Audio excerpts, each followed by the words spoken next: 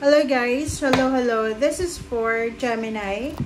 Welcome Gemini dito sa aking channel, Kapalaran 888. Welcome! Alamin natin kung anong messages, vibration, energy, gabay para sa inyong lahat. Okay, first card natin Gemini is number 10. This is Journey. So, yung first card mo dito Gemini, yung possibility dito is maybe may mga Gemini na sa last 2 weeks of October 2025, maybe you are traveling. Okay, so from international, so pwedeng OFW ka, you're going back to the Philippines, or maybe nasa Pilipinas ka, you are traveling outside the country for work or for business or for leisure. So kung mayroon kang pinaplano, kung mayroon kang planong lumipat ng bahay, ng lugar, ng trabaho, or ano man tong movement na parang pinaplano mo, ay posibleng handang-handa ka na. So maybe you're waiting for a visa, for an information, confirmation, plane ticket, or maybe you're waiting for the due date ba? Or date of starting ng trabaho mo, negosyo, or kano pa man. So, this one is accomplishment. This is achievements, accomplishment na matagal mong trinabaho. Kumbaga, sa last 2 weeks of October, there's an assurance here na anuman ang ginagawa mo sa ngayon ay malapit mo ng makompleto. Okay, malapit ng makompleto. Like, naguhulog ka ng sasakyan, may hinuhulugan ka ng sasakyan, installment, and dito sinasabi na maybe these last 2 weeks of October ay tapos ka na sa paghulog. Okay, so sa installment mo. Ang next card mo dito is occupation, 34/7. So meron din dito na mga Gemini na sa 2 linggong ito kayo ay busy. Kumbaga, wala kayong oras na magpahinga. Wala kayong oras para sa kung ano pa man kasi you are busy. Okay? Pwedeng nag-file ka ng vacation, leave of absence sa buwan ng December. Whole month ng December. So, maybe kailangan mong mag-double time ngayon na November and then end of October. So, nakikita ko sir dito, night and day kang abala. Workaholic, multitasking. So, be careful lang kasi yung card na to ay parang nagsisimbolo siya na kailangan mo ng balance, especially sa health mo, lalo na kung yung trabaho mo ay night shift or graveyard. Okay.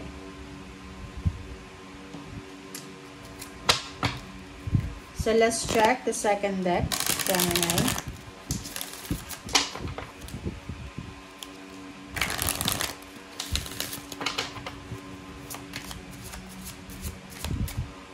Alright, so, abundance siya. So, there's an abundance, Gemini. Dito sinasabi na there's a prosperity in abundance, okay? The universe, okay, so yun ang nga sabi ko. So, there's an achievement, satisfaction, accomplishment na posibleng makukuha mo by the end of October. And sinasabi ng barahan na ang universe daw ay mag-uulan ng abundance papunta sa'yo. So, maging open ka, be receptive sa kung ano man na blessings or pagpapala, biyaya na darating sa'yo sa last 2 weeks of October. So, kumbaga, this is abundance and prosperity. Okay? In any form siya. Love life, trabaho, negosyo, kung ano man. So, ihanda mo yung sarili mo para sa mga darating na blessings or pagpapala. And, Athena is inner wisdom. So, sinasabi ng barahan na punong-puno ka ng wisdom and knowledge sa last 2 weeks of October going forward sa 2026. So, parang sinasabi ng barahan sa'yo dito na alam mo kung ano yung gagawin mo. So, makinig ka sa iyong puso, sa iyong intuition, sa iyong instinct, okay? And pag-isipan mong mabuti bago ka gumawa ng action, okay? Alright, so thank you. This is the last deck, Gemini.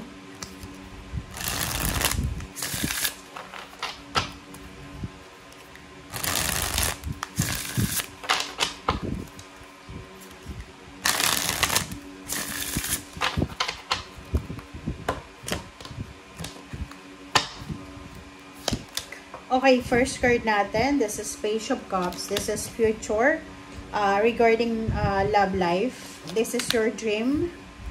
And this is, wow, and 7 of Wands. Okay. So, sinasabi ng Barasyo dito, meron dito Gemini. Okay, comment down below if you resonated. There's a Gemini here na siguro kailangan mo mag-focus sa emotion mo. Kumbaga, wag nating i-take for granted yung mga taong nagmamahal sa atin sa ngayon.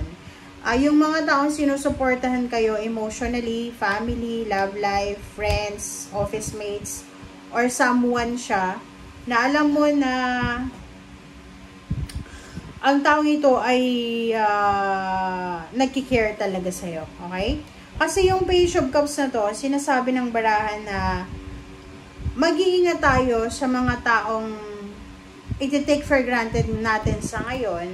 Kasi talagang masasaktan sila eh. Okay? Masasaktan sila, lalo na alam nila na sobra-sobra yung suporta nila sa'yo. And kasi kung makikita mo dito, meron ditong Gemini na sobrang taas ng iyong pangarap sa buhay. Mataas yung pangarap mo sa buhay. And possible na magkaroon ka ng problema sa love life or magkaroon ka ng problema sa pamilya because of your dreams, because of your pangarap. And sinasabi ng bara sa'yo dito na kailangan mong proteksyonan kung ano yung importante sa ngayon. Okay, pamilya, kaibigan, magulang, relationship, trabaho, negosyo, or kung ano pa man, you need to protect it now. Okay? Kasi baka i-take for granted mo, lalo na sa relationship, guys. Pag alam kasi ng tao na mahal na mahal siya, yung parang i-take for granted ba, na kasi akala niya, anytime na bumalik siya, matatanggap siya. But dito sa situation mo, mag-iingat ka. Kasi if ever na masaktan mo ito, na taong ito, na nagmamahal sa'yo or sumusuporta sa'yo because of your pangarap, and hindi mo maproteksyonan yung relationship or trabaho, negosyo, or kung ano man yan sa ngayon, pwede kang masaktan in the future kasi magsisisi ka eh. Pagsisisihan mo na because of your dreams, because of your parang ano to, mga pangarap natin sa buhay, ay possible na masira yung relationship, your family, or yung mindset mo. Okay, in terms of money, huwag kayong masyadong magpapanik. Kasi isa sa mga rason sa ngayon, na like, halimbawa may asawa ka, may boyfriend, girlfriend, may magulang ka pa, kapatid, dahil sa sobra mong busy sa trabaho, sa parang chine-chase mo yung promotion, salary increase, wala ka ng panahon, oras para sa kanila, which is, kasi nag-aalala ka para sa pera. Huwag kang mag-aalala kasi kailangan ng balance, guys eh. Hindi naman, like for example, okay, nakuha mo naman yung pangarap mo financially, pero nawala naman yung mga taong sumusuporta sa'yo. Malungkot yun, okay? 9 of Pentacles, Page of Pentacles na ito, diba? So, hindi ka dapat nag-aalala because Gemini, in the near future, okay, this is a confirmation, in the near future, there's a good news, exciting actions, happenings regarding money. Yung wini-wish mo ngayon, yung tinatrabaho mo ngayon na financial success, makukuha mo pa rin yan kahit na hindi ka masyadong workaholic. Kumbaga, yung pangarap mo na yumaman, pangarap mong mga ari-arian, fame, or ano man na pangarap mo na to para sa future, makukuha mo pa rin siya kahit wala kang sacrifice na relationship. So, sa ngayon, sinasabi ng bara sa'yo na you need to balance yourself. Okay? Balance the situation. Okay? Alam mo kung ano yung gagawin mo Alam mo kung ano yung gagawin mo, makinig ka sa sinasabi ng iyong intuition. Kasi, minsan sa sobrang, natin, kagustuhang umunlad, minsan sobrang ambisyon natin sa buhay, nakakalimutan natin na yung pinaka-core values talaga. Diba? So, sa'yo, sabi sir dito, be careful sa mga taong pwedeng i-take for granted mo because of fame, success, in abundance. Okay? So, thank you guys for watching. Bye!